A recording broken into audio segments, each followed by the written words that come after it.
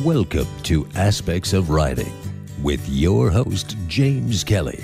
For the next 60 minutes, we'll explore every aspect of writing, including how to create, format, and even sell your work. The phone lines are open at 731-1230. That's 731-1230. Or toll free, 1-866-820-KLAV. Now, let's get writing. Here's your host, James Kelly. Hello and welcome to Aspects of Writing. I'm your host, James Kelly. You are listening to this broadcast live on KLAV 1230 AM on the dial. On your computer, you can listen to this show live at www.klav1230am.com. And if all goes well, you can view us live on YouTube at youtube.com/Aspects of Writing and just click the featured button after the show. The toll-free number for the show is 1-866-820-5528. The local number is area code 702-731-1230. The topic of our show today is the importance of blogging. And my guests for today's show are authors Greg Fournier, Pola Muzyke, and Kevin Parsons. Pola and Greg, are you there? Yes, All right. Pola, are you there? I sure am. Okay, and then I also have Janet Corsi. Janet Corsi is my co-host here in the studio, and Dana Michele is my co-host out of New York. Hi, Janet. Hi, Dana. Dana, are you there? Dana? No? Okay, all right. We'll try and get Dana back. But first, my panel and I would like to read a few quotes. Pola, would you like to read the first one? Sure. Don't focus on having a great blog. Focus on producing a blog that's great for your readers. And that was a Brian Clark quote. Okay, and Greg, would you like... Oh, go ahead, Pola. You want me to say something about that? Well, sure, if you'd like to. Say whatever you would like. You know what? There's so much out there now, and people are looking for content. They're looking for something that's going to give them some value. On my blog, I let them leave with something. People come to my blogs hurting, or they have some difficulties. There's an area that they're having struggles with. And I want them to feel like they learned something. So, in as much as a blog that's great for your readers, yes, but you have to have value. Yeah. So so what you're saying is don't focus on having a great blog. Definitely focus on what's great for your readers. Target your readers. It's got to have value. That's right. Okay. That's the prime importance of having a blog. Okay. And Greg, would you like to take number 2, please? Yes, I would. I believe the term blog means more than an online journal. I believe a blog is a conversation. People go to blogs to read and write, not just consume. And that's from Michael Arlington. Okay. Anyone have a comment on that post? Well, I would like to comment on it, and I think there is an interactive nature to a blog, and without that, I don't think you're going to maintain your readership. People have to feel there's some interactive quality. There's a buy-in for them, and that could be an idea, or it could be a particular lead into to an interest, whatever. But you have to get that interaction, and I don't think without that a blog's going to have very long legs. Okay. Kevin, would you like to take number 3? Sure. It's funny that when people reach a certain age, such as after graduating college, they assume it's time to go out and get a job. But like many things the masses do, just because everyone does it doesn't mean it's a good idea. And that's from Steve Pavlina. And it's interesting I'd comment on that, because I have 4 children, and none of them went to college after high school, actually, and they all ended up going to college and graduating. Oh, that's cool. Yeah. Same with my daughter. Yeah, it's cool. It's scary when they do it. Oh, yeah. You want them to go to college, you want to go to school, go to college, get a job, that's it. And that doesn't necessarily have to be. Exactly. And most people change their careers at least a dozen times in their lifetime anyway. These days, yeah. Dana? And go ahead. learning a constant process. Exactly. We're always moving and learning, and that's important.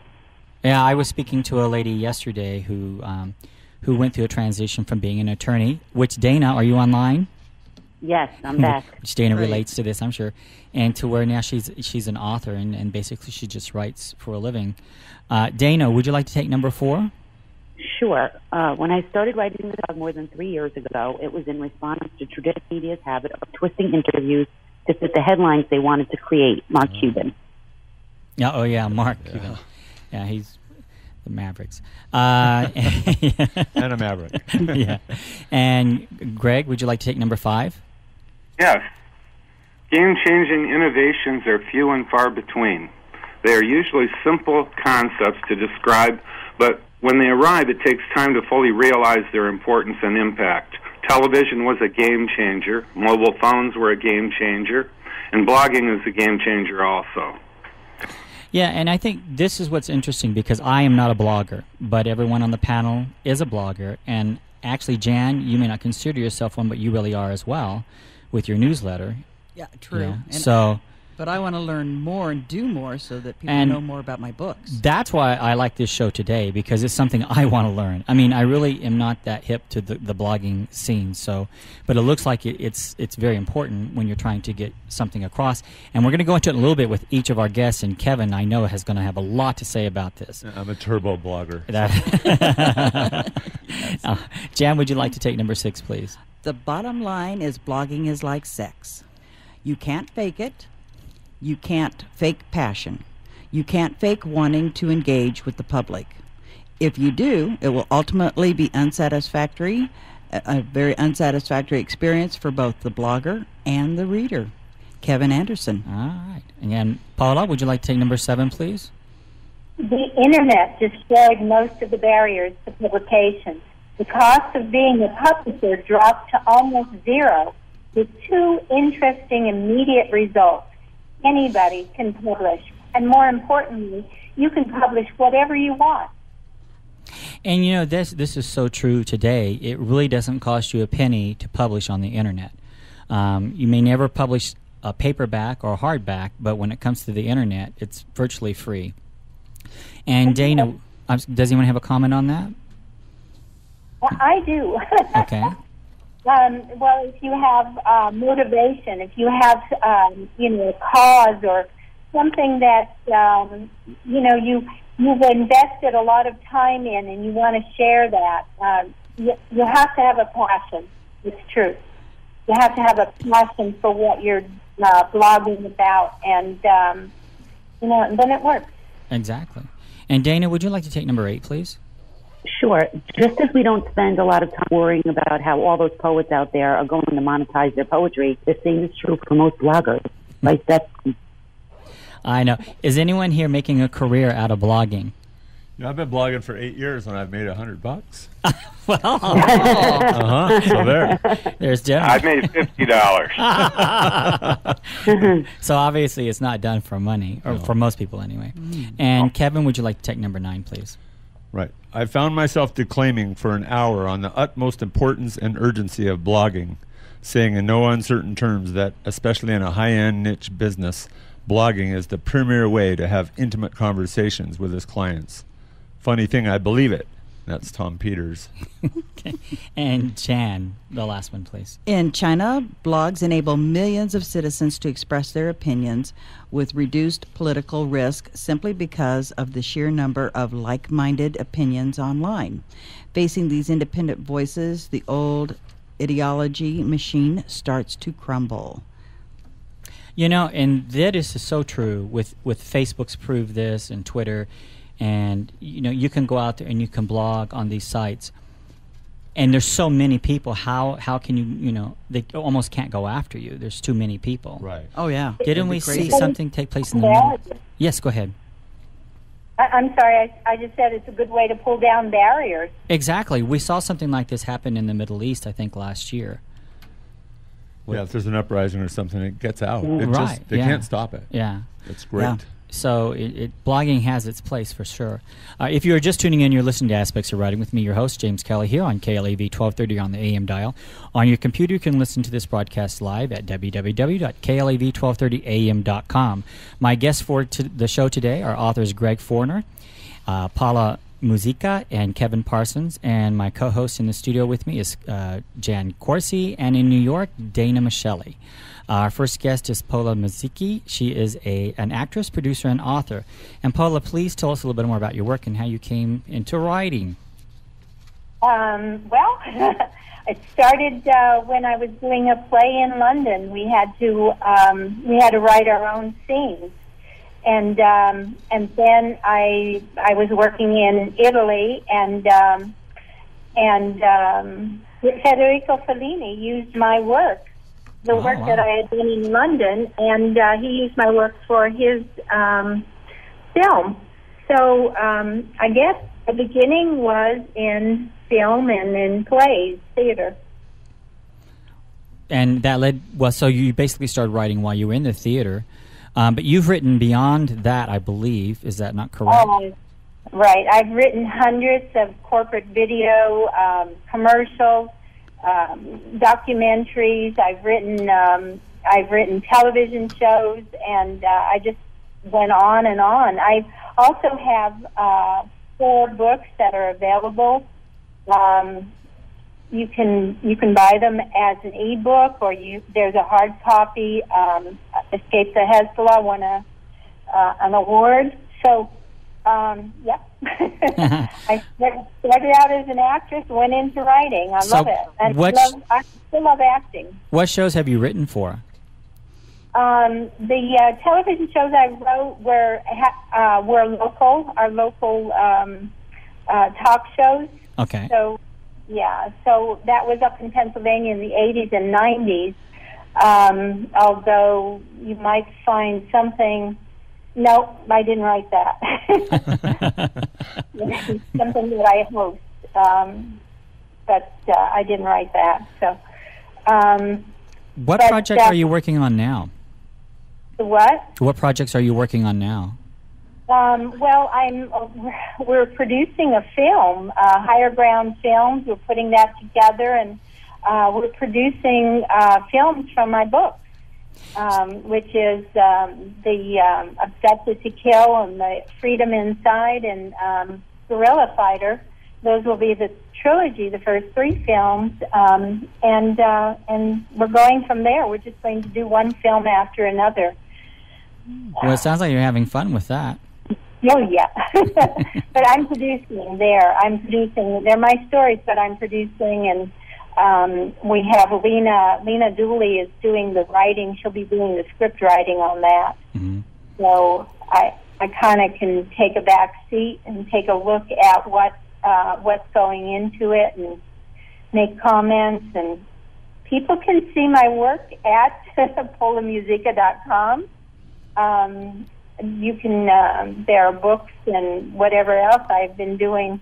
I think you can find a little bit more about what I am doing now and what I'm involved with. I'm not sure if I think, yes, we do have Higher Ground Films up there. We talk about Abducted to Kill as our first film. So. And on the Pola Muzyke, that's POLAMUZYKA.com, right? That's P as in Paul, right? OLA, right? Capital MUZYKA. And, you know, the iPhones, sometimes they mess up the letters. Right. So it sounds like a P, but it's Pola. Okay. Yeah. All right, Pola.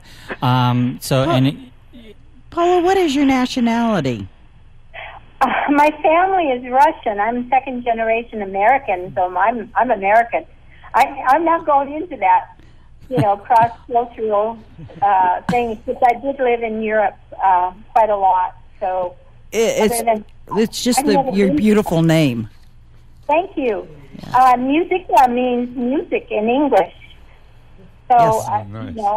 I took back my family name after a divorce, And I love it. I wouldn't give it up.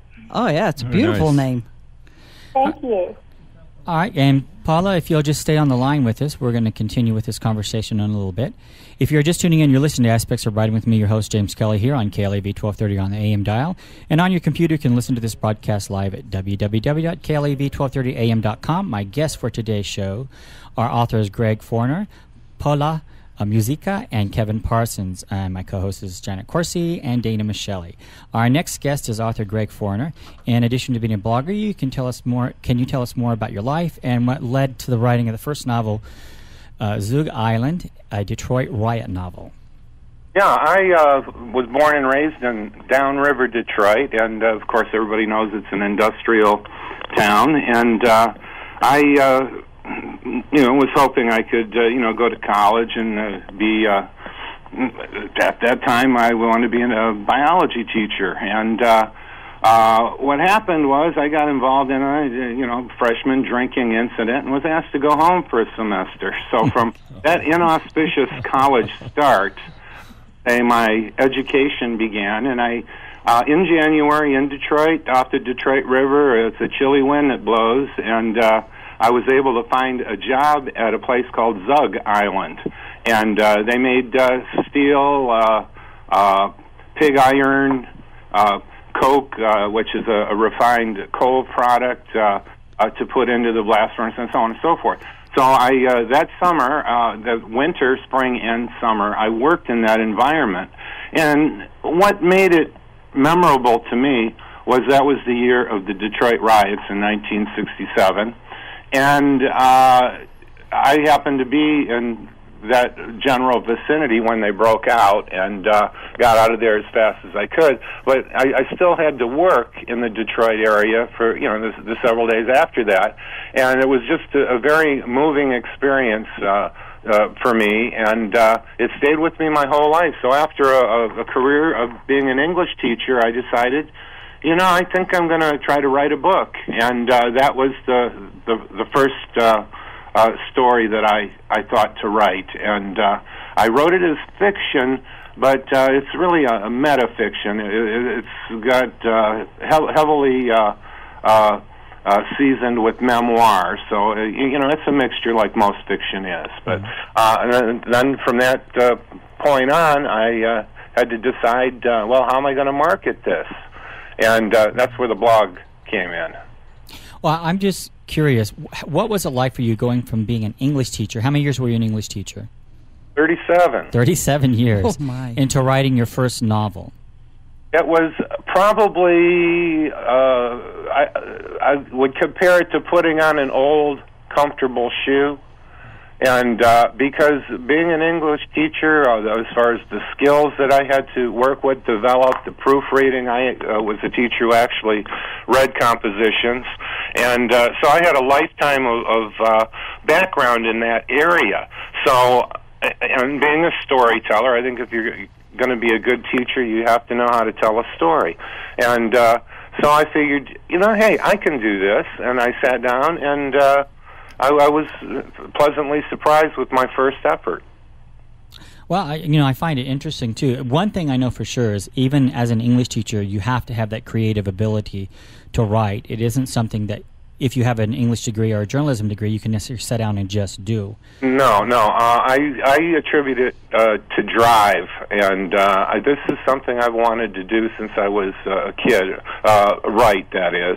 And if I could give you a short anecdote, I was probably 13 years old, and in the spring it was raining terribly in Detroit that afternoon, and I had a book I picked up. It was Lost Horizon by James Hilton, and not a really long book, maybe 160, 180 pages, something like that, but I found it captivating. I sat late in my bed all day and read that book. I think probably the first and only time I read a book from cover to cover in one sitting.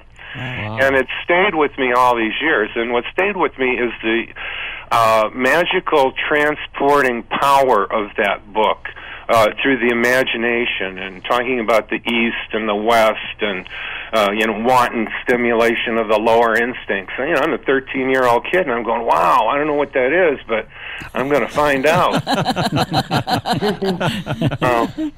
Anyway, and I always wanted to be able to do that with words to evoke an emotional reaction through words, and actually, I don't want to say quite by accident, but the ending of my book, Zug Island, ends with what I call a secular blessing. And, there's a bit of an emotional impact that readers have told me. So, I just felt very, just very satisfied with that feeling. But, again, you got to get out there and advertise and sell your book, and you can be the best author in the world, but if you cannot get the word out about the book and a feeding frenzy, you're just going to dabble in the backwater, and that's the dilemma I think many of us writers have. So. Exactly. Well, that's the one reason why you do your blog, is to get the word out about your... Absolutely. Yeah.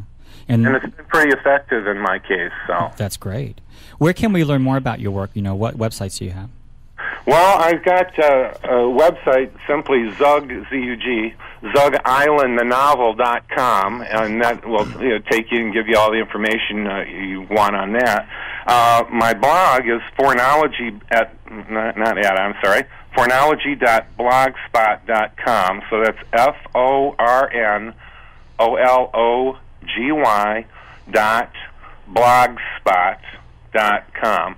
And I just put a post up there this morning on blogging and branding. So I hope your listeners check it out. All right. If you are just tuning in, you're listening to Aspects of Writing with me, your host, James Kelly, here on KLAV 1230 on the AM dial. And again, on your computer, you can listen to this broadcast live at www.klav1230am.com.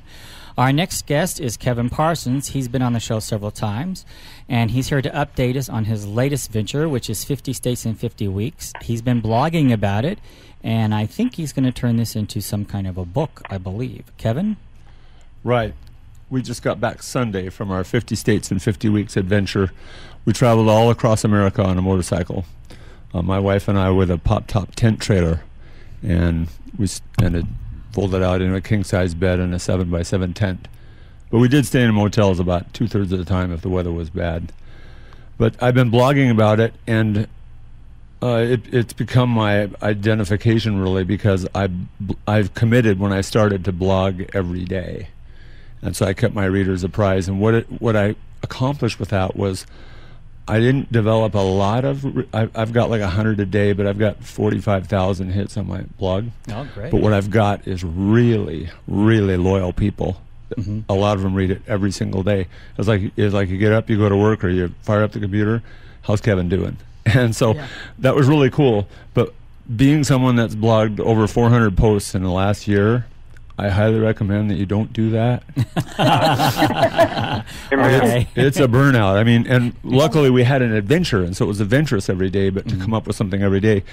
But just the time commitment was... Well, I know you said you amazing. committed to blog. You told yourself, I have to do so much every day. But I told my fans that. You told you, so then you had to commit to that it. Was, yeah, and so I felt committed to that. Yeah, okay. And it turned out real well. I mean, and the nice thing is you get better at it just with practice, so it worked out real well. And then we also posted photos of the trip, and 10 a day, and so there's about 4,000 photos of the trip. Wow. So it did give people a real connection with the trip and with what's going on.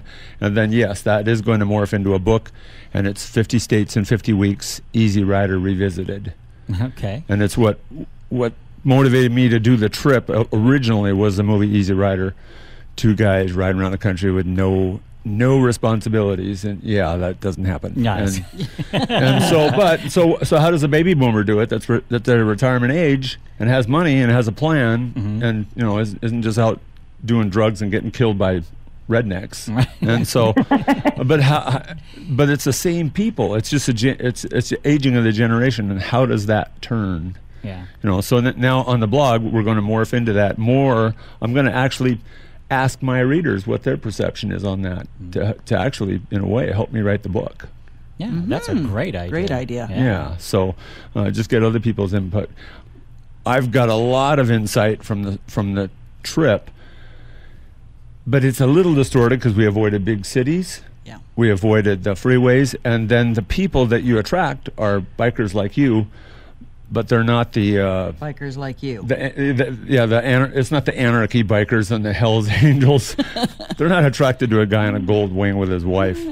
Right. And so it's real normal people, for want of a better term. We're not out there killing people and taking drugs. Yeah. We're having a good time and enjoying the country. And so I need to get a little more perspective on what people's perception is of America now and then. In 1968, what happened, the question that posed to me was, Billy and Wyatt were these drug guys, and they got a bunch of money, and they traveled around the country on bikes. And Billy, at one point in the movie, says, why is this country so screwed up? In 1968. In 1968. And so you go, okay, well, what was he referring to? And was it? And how is it now? Is it better or the same or worse? Or what's better and what's worse? So we kind of took the trip to kind of look at that over and see just what we're going to... Well, I'm just guessing, having grown up in the Midwest, when you were traveling, because a lot of the times you did do back roads. As much as we could, yes. Yeah. Mm-hmm. So I'm sure that what you saw would have been the same in 1968, even with the I mean, obviously right. the houses may have been a little different. Some of those aren't either. That's yeah, true too. Yeah, actually, some of them probably been there way before then. So you probably didn't see as much change as we would expect since that time. It's true, and especially being from Las Vegas, your perception is a growing city. There's a lot of houses here that have been built since 1990.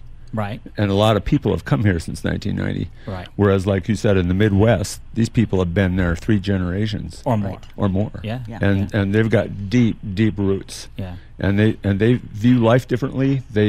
They're on a completely different clock. Right. Exactly. Which is cool. Yeah. And so it's very interesting. When you stop and talk to someone from the Midwest, it's not a 5-minute conversation. It could be 30. Yeah. And we committed when we started to not wrap up a conversation, to allow our guest, whoever it was that struck up a conversation with us, to wrap it up. And so we got into some long conversations. we had to violate that rule a couple times. It was like, my birthday's coming up, I gotta go. So and the blogging was just a great tool. I did it as a job, and now I really, really enjoy it. Yeah. Yeah. Well, and like you said, now you're going to be able to utilize all that experience for getting your book out there as well. Right, and it is interesting how a blog is different than a book. I mean, because if you think about it, I wrote 2 novels worth of blogs over the course of the year. It was about 130,000 words. Wow. But it was all just kind of daily reports, really. Mm-hmm. And yet, when you write the book, it's more of an insight on what's going on, and more of an overview, and then you can delve into things that happened more in depth in the book. Take the time to evaluate something that was important, that culturally, or even with our marriage, or anything that happened during the trip. And we are still married. Well, that's the good thing. we're even and speaking. She's not really a biker chick, so you. And that is what is amazing. Everywhere I go, I say I give it up to my wife, because she's a quilter. Yeah. And when you close your eyes and imagine a quilter, that's my wife. And she got on the back of the bike with me and rode 43,000 miles every day. We took Sundays off, but pretty much every day. And she enjoyed it. There's no doubt about it, but it's not her passion. Yeah. Like if I were to die or go away or something, and she married someone else that wasn't a biker, she'd never ride again.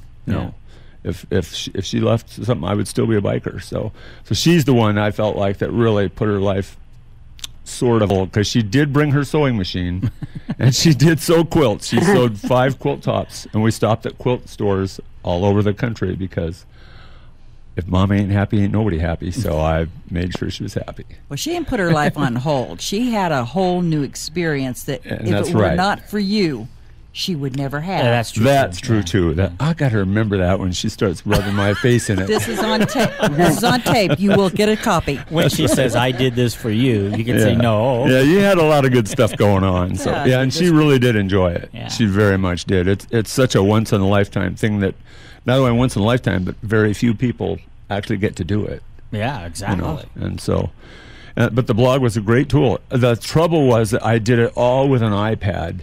And while I highly recommend you don't blog every day, don't blog with an iPad. It's a notebook. It's not a computer. And getting the pictures onto the blog was a nightmare. I probably lost 200 hours of frustration trying to get pictures on. And then as a writer, it's not good for formatting. It's not good for editing. It's just very. I got a remote keyboard for it, but it was terrible. I should have bought a laptop. With that. Yeah, it's a great little tool. It takes good pictures, it stores pictures and things, and it's good for like calendars and some writing. You can write, it's great, but for your only tool, it's not going to work. Mm-hmm. Dana, you've done blogging as well, correct? Yeah, I blog for clients. I do not blog for myself. James, you and I have a lot in common when it comes to social media. But we don't promote ourselves very well. Yeah, I mean, I enjoy blogging for other people because they give me their parameters, and I get to just with a book, you get to get their message across, which I enjoy. It's a lot of work, though. And what Kevin was saying, to come up with ideas all in a blog about, I don't know how people do it. Yeah, it's time consuming, but it's definitely used to promote your book that way. Absolutely. Kevin, where can people learn more about your work that you're getting ready to start up with this book and your blogs?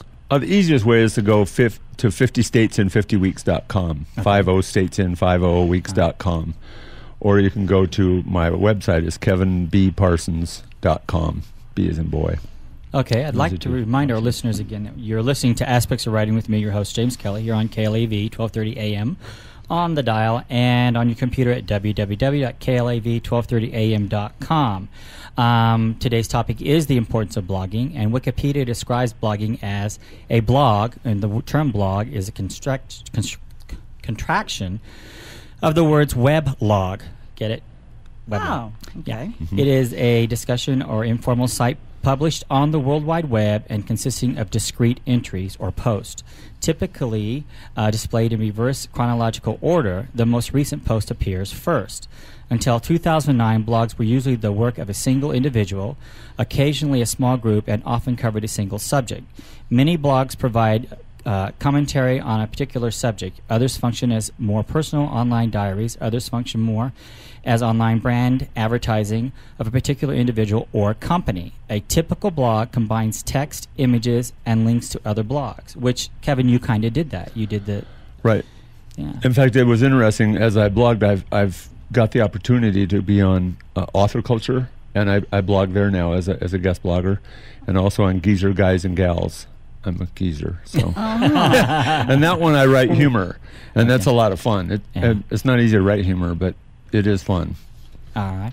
And Jen, would you mind picking up on the next part here? The BBC adds, blogs have been around for about 10 years. The word stands for weblog, and they're effectively online diaries. Anyone can set one up. That's the easy part. Thinking of something interesting to say each time you blog is a bit tricky. Assuming that you don't understand or want to learn about writing websites in code, you're probably best off looking at one of the sites that offers free blogging. A couple of the more popular are WordPress, LiveJournal, and Bloggers. Others are available. How do you set up a blog? And who uses any of the ones just mentioned? I use Blogger. Okay. And that's Google? Google, and it's very easy and lots of formats. You can change it pretty easy. Occasionally I notice there are glitches with it, but all in all, it's a pretty easy program to use. Okay. Dana, would you mind picking up where it says, how do I set up a blog? Sure. If you already have a Google account, you could use it to log on to Blogger, as Google's the only other popular blog platforms include LiveJournal and WordPress. You enter your details, click Create Account, It's that easy. Once you've done this, you'll be taken to a page where you'll enter your data, upload your pictures and videos, whatever you want to do. You'll get the option of allowing people to comment or not, whichever is your preference. Then all you have to do is write your entry, hit publish, and it's live. It's really as simple as that. And Pola, what format do you use when you're doing your blogging? Okay, I use WordPress, but I also use Blogger. And what I do is I connect my my domain name to the blog, so that the way it's set up is if you go to Stronghold Smashers, for example, strongholdsmashers.com, you get right to the blog. And the blog, and that particular blog is WordPress. And then if you go to highergroundfilms.com, you'll get to Blogger. Okay. So, yeah, I use Blogger, and with the iPad, I had problems with pictures occasionally, and then about 2 weeks ago, I worked with what happens is with a Mac, you need an app to put the pictures and the text on the blog, so you have to go put it on the app and then put it into the blog, and that step was just a deal killer, because somehow Google and my account, which was an AOL account, is in the transmission of it, and Google and AOL got snippy with each other, and then I couldn't post pictures. So then I went to WordPress, and that worked for a couple of days, and I can't post pictures on it. So we're just getting settled here back. I cannot wait to get back to my PC. And then you just post pictures. It is really quite simple once you get used to it. Yeah. Remember, it has to be well written, and people's expectations will be of a good website rather than a good book. That statement is interesting, because when you're posting a blog, from what I understand, you really have to be concise, but you have to get your point across. Right. Unlike a novel, it can go on forever. Yeah, I always say you have about 500 words, maybe 6, and I have an older audience, and so younger people, it's even less. And so you got to get right to it, you got to get into it, and you got to get it done. You can't mess around. First journalistic style, and that's pretty much what plays. And if it's too long, what I do is I break it into 2 different blog posts. Okay. Oh, there you go. That's a smart idea. Yeah. And you don't want it too long. Go ahead. I'm sorry. You do not want it to be too long. Yeah, because, well, one, it's a blog, so I think when I think of the term blog, I'm not looking to read an article. I'm actually thinking of just literally a short snippet. Yeah. And people, it's funny because most people are more forgiving on the if there's any editing or anything. But I had a friend who was my age who read the blog, and she said, your blog, I like your blog, I love it, but you would embarrass your second grade teacher, your English teacher. It's like, what? And I got all snippy about it, and then I had her edit it. And basically what it does is it gives you a better blog. Yeah. And for our trip, I realized that not only is it spelling and punctuation, but like she would write back and go, I don't know what you're talking about. She'd read a paragraph and go, is this chronological? And she had not been with us the day, like my wife and I could both read it and understand it was fine. But she would have a different perspective and would help us so that it would be easily readable for anyone. Well, and that's even like the problem that I have in the book that I've written, is that I know what's happened. Exactly. You can fill in the blanks. Yeah. You do in your mind, and you don't think you do, but you do. And then someone else reads it and goes, huh? What are you doing? Where are they? Who's that? Yeah. But what I found interesting, though, is one statement back was talking about how they're not written necessarily in chronological order because you're blogging every day. They're actually backwards. Yeah, it's totally backwards. Now, mine is, I have an archive section, so you can go back and go to the start. Like, we have 400 posts from the whole year, so if people want to go, like, May 12th we had a crash, and so it's a real popular site because we're all morbid, and so you can just go to archives and go to May and go to May 12th and read about the crash. Okay. So it that helps, but it is backwards, so it's odd. But that's the way emails are. They come in backwards. That's true. The latest is the first. Yeah. Yes. It's the same idea. Yes. Anyone have a comment on that? I just wanted to piggyback on something said earlier. That's why a wise writer will always hire an editor, because the eye sees but doesn't see itself. And I don't care how many times I go over my blog posts, how many times I edit them, I will publish it, and I will invariably find 3, 4. Sometimes they're small things, sometimes they're misplaced modifiers with ambiguity. But it's tough to keep it all straight. Yeah, it drives you crazy when you see it, And Greg, I was going to ask you, did you have someone edit your work? Yes, I did. I went through a printing-on-demand company, Wheatmark, out of Tucson, and I checked around, and they seemed to have a pretty good reputation. It was a smaller company, and I was extremely pleased with the service I got, the editing service, and everything with that particular company. And the book is better for it. And think about all the books that you've read, and if you read the acknowledgments, but even the top authors, they always thank their editors because they're so important. Yeah, they are. God, yes. They really are. Well, we got one on the panel today, so.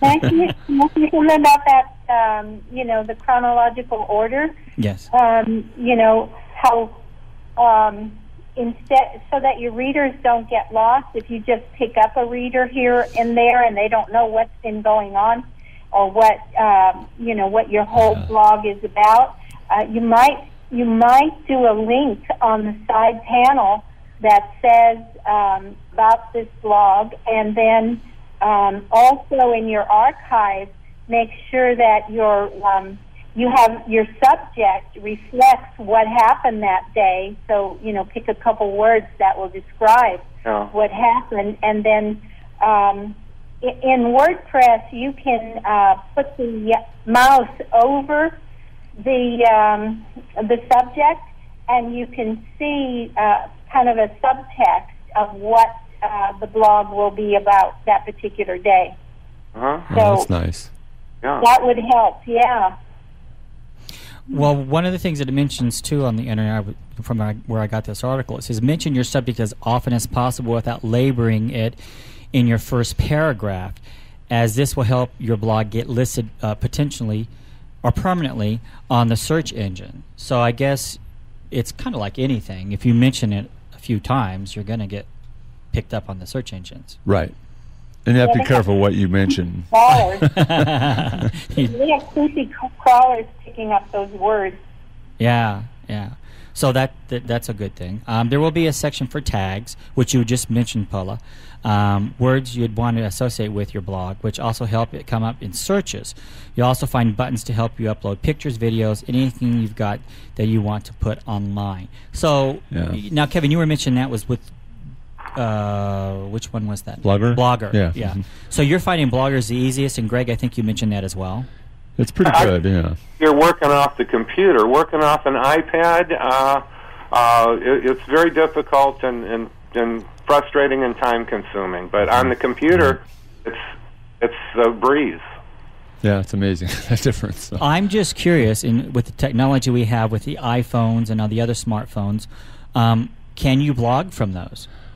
You can, yeah. In fact, I know of bloggers that do it from their phones. They just put up a quick thing. It's almost like a tweet. Okay. I mean, they're a short little thing, and it's cool, and it keeps you in touch. I just don't. I just do a long, well, not 500 words, but I do one a day. I just don't pop up tweets like that. Yeah, a tweet belongs on Twitter, and a blog should have some content. Yeah, I agree. Mm-hmm. The tags was interesting for me because most of my blogs were 50 states in 50 weeks. Mm-hmm. That was my theme. But every Sunday I would go visit a church, and so I was like a secret shopper. And so I would report on my experience at the church, and so I called it Church Search, SURCH. And then so when you there's a lot of people that care about that and don't care about travel, don't care about the 50 states. There's a lot of people that care about the travel, don't care about the church. So it separates it. And so you can, if you want to do the church thing, great. You go there and click it, and you can see them all and find them. And if you don't, then you can just go to the 50 states. So it really helps to sort it. And then I feel like you only need, like I'm on the Geezers, Guys and Gals, and they've got like I don't know. They must have 100 tags. It's just too confusing. You only need about maybe a dozen at the most. So it keeps it rather concise. 200 characters. It keeps you in line pretty well. Okay. All right. And Polo, I'm sorry, what'd you say? I said I don't think those crawlers pick up more than 25. Oh, the crawlers. Okay. Yeah. Well, so it's what I'm hearing, because here again, I'm totally inexperienced when it comes to blogging. It's very much like when you put together your web page. That front page is what's important because that's what the crawlers are going to pick up, the first sentence or the title or whatever. So when you're doing your tags or the blog, obviously you want to make sure that's what is going to be crawled. Right. And then what we did is we put a picture up there of the motorcycle in the trailer so that people that have seen it, they see it and they go, oh, okay, got it. That's that guy. Okay. You know? And then it says traveling across America, 50 states on a motorcycle with a pop top tent trailer. And really what you want is, no matter what it is, what you're blogging about, you want a quick, concise sentence that tells people what you're about. And I am just curious, Kevin, when you were doing this blogging, was there anyone who was reading your blogs in a state that you hadn't been to yet? Oh, this is a great story. We're in Kentucky and we're lost. And we didn't have GPS, so we're lost a lot. But that's part of the fun. And so we just didn't want to do the technology thing. And we had one on the phone if we really needed it. So we missed a turn. We're 10 miles past. We pulled over on the side of the road. And this guy in a car pulls in behind us. And he just starts treating us like rock stars. You're Kevin Parsons. I can't believe it. I've been following you since before you started the trip. I watched you pack your house. And I'm like, wow, this is crazy. And then he gets out his phone. He takes a picture. He texts it to his wife. He's like, this is the coolest thing. I'm like, you think it's the coolest thing? I think it's the coolest thing. Yeah. So yeah, it was really cool. And then another one when we were in Rhode Island.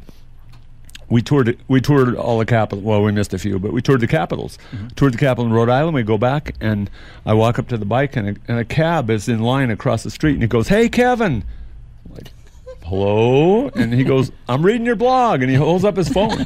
It's like, that is awesome, man. That is really cool. Yeah, and so it's a very small world. That happened to me another time as well, where people already know about you, and you don't know them at all. I'm just curious how many times this guy in the car showed up in your rearview mirror.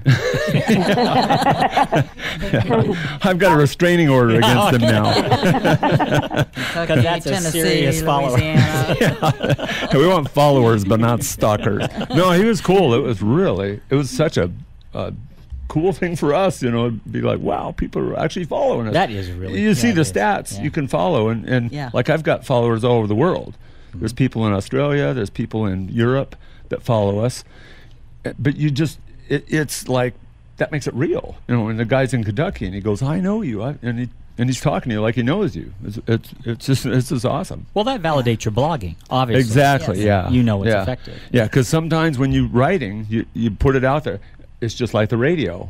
Hello, is anybody out there? Exactly. And so you get that validation really that somebody really is out there. Mm-hmm. Yeah. You get that when they respond to you also in comments or on Facebook if you're right. Yeah. Way, and it really puts you in touch with your readers, and not most of them, because most of them won't write you back. But those that do are usually the special ones you want to read anyway. Yeah, and I've found, I don't know if it's because it's guys, guys are following me more than women, and it's older, that I don't get very many comments, and so you do wonder, is anybody out there? But we are getting followers, and the other thing is they've got the CAPTCHA thing. You've got to do all the it's great. It stops people. They just go, I'm not going to do it. Baby boomers have a hard time with the technology, and I try as I might, I still don't feel comfortable with it. But this is the world we live in, and you got to learn. If you want to play, you got to learn what the rules of the game are. Yeah, I took the CAPTCHA off mine so that anybody could comment. It wouldn't have to go through all the hoops, and I got every idiot in the world. It was just like, I was off for 24 hours. I put it right back on. It's just I'm writing right now about a serial killer, and so some of the stuff I get is pretty wicked as well. You need some material? I can help, right? So if you see someone in your rearview mirror, then you better start worrying about that. Big one. Wow. Oh, my goodness. Well, there are some cautions, from what I understand, you need to be careful about. And one is just because someone said you can share something or put it on your site doesn't mean that you know what they're talking about. An example is trying to search for any Beatles song on YouTube, and you'll find someone who's uploaded them and trick the share with anyone box. But they don't own it. Because you don't own a Beatles song, right? Yeah. So you'd be best advised to use images and videos that you own and no others. But I always thought YouTube kind of monitored that anyway. I'm not a YouTube guy, so I don't know. I don't know that they could monitor all of it. I know the company I work for is really, we can't post anything that we don't own. I know that when I've had guests on the show, we've done a couple segments on songwriting. And when I've played any of their music, YouTube blocks that video from being shown. Wow. Yeah, wow. So we either had to go up back and re-edit it and take that out, or we just didn't show it. Wow, it's that. Yeah, or the other thing we did is we allowed it to play, but then when they did ads on it, it was their ads for their yeah, so they would get credit for it. The one thing I would say on the blog too is keep it tight to your subject. If you think the administration's stupid or something, unless it's a political blog, stay away from that, because you're just going to alienate your audience. I mean, everyone has opinions, and you've got this audience, and you think, wow, I can influence them. Well, you better stick with your subject. Yeah, it's a body of building. Yeah, people prefer to just stay focused on what they're interested in. Right. Especially if it's a fun subject. Yeah, that helps a lot. You want to be a downer to all of a sudden bring in politics. Or family issues. I mean, you see that on Facebook where people put out their trash on Facebook. It's like, oh my gosh, I don't need to hear this. You know, right. You know, as many times as you can tell someone, especially someone who's an up and coming author, not to do it, I'm amazed at how they still do it. Yeah, it just amazes me because people are not looking at that. They're trying to see you as an author, not as a normal human being. And so, you know, when you're posting something that's risque, like Jen, then no, not you, Jen. no, but like you experienced with someone on your. I saw that picture, like Jen on her site by a fellow author. You know, she removed him from her site. No, Jen, we know that's not you. I am not risque. Thank you very kindly. So it is important. So I guess to tie this up, we need to keep in mind, keep it well written, keep it lively, tell your friends, and they'll probably tell other people. That's the best way to get it started. I know, Kevin, you really did that. Yeah. You know, you told a lot of people you know. Before you know it, you'll start growing a reader and exchanging ideas. All right, I'd like to. We're coming down to the last minute of the show, and I'd like to thank our authors, Greg Fournier. It's Pola Muzyke. Pola, you there? Yeah, it's Pola Muzyke. Okay, and Kevin Parsons. Just want to make sure. I'm horrible with names. And as well as my co-hosts Janet Corsi and Dana Michelli. Our next live broadcast will be June 4th. The topic of that show will be funding your project. To find out more about my guests, please visit the link site at www.aspectsofwriting.com. That site is currently being revised, so it may not be up today. Aspects of Writing broadcasts live every other Tuesday at 2 o'clock p.m. Pacific Standard Time here on KLAV 1230 a.m. on the dial. And on your computer, again, you can listen to this broadcast at www.klav1230am.com. This show will rebroadcast on VegasAllNetRadio.com. I'm not sure the date or the time, so please visit the website, and it will give all the statistics. Just go to Aspects of Writing. Our past shows are also archived on VegasAllNetRadio.com. To view the recorded visual version of the show, go to YouTube/Aspects of Writing on your computer. And hopefully it will be there after the show. Sometimes we have problems with that. So until next time, occasionally. And so until next time, this is your host, James Kelly, reminding you, if you can dream it, you can write it. Thank you, everyone, for being on the show. Thanks, James. Thank you.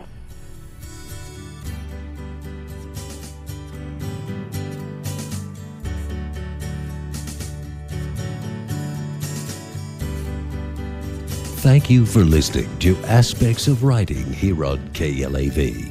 Your host, James Kelly, will bring you an informative look at every aspect of the writing industry. Guests on the show will share their experience and what inspired them to write.